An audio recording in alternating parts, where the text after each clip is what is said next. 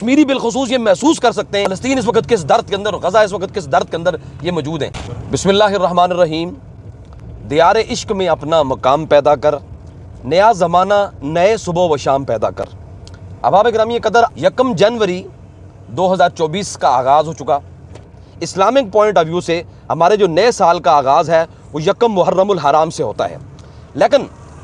دنیاوی اعتبار سے ایک کیلنڈر سیٹ ہے، اس کی وجہ سے لوگ اس کو دیکھتے ہیں کہ اس وقت جو نئے سال کے آغاز کے اندر گورنمنٹ آف پاکستان کی جانب سے جو احسن اقدام اٹھایا گیا کہ جو فلسطین اور غزہ کے مسلمانوں کے اوپر جو ظلم و بربریت کی جو داستانیں رقم کی جا رہی ہیں ان کے ساتھ ایک یکجہتی کے طور سال کو نہ منانے کا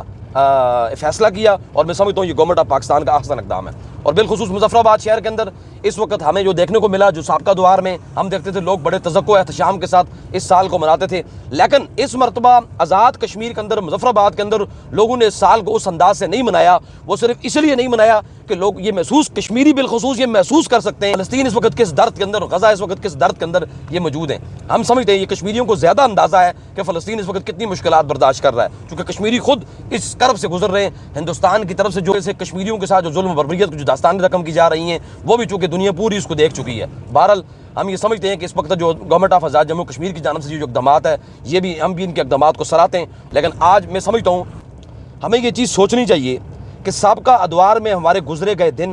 کیا ہم نے ان دنوں کے اندر وہ اچھے کام کیے ہیں جو ہمارے لیے بخشش کا ذریعہ بنیں گے،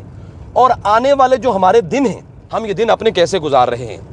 ہمیں ایسے اعمال کرنے چاہیے، ایسی غلطیوں سے دور رہ جانا چاہیے اور اپنی مغفرت اور بخشش مانگنی چاہیے، تاکہ آمدہ دنوں کے اندر ہم قرب الہی کا حصول حاصل کرنے کے بعد اپنی بخشش کا ذریعہ بنا سکیں۔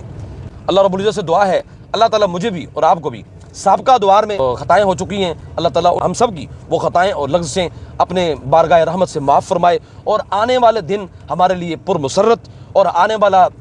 والا جو وقت ہے وہ ہمارے ملک اور قوم کے لیے، ہماری ریاست کے لیے اس کو خوشحال بنائے۔ جزاک اللہ۔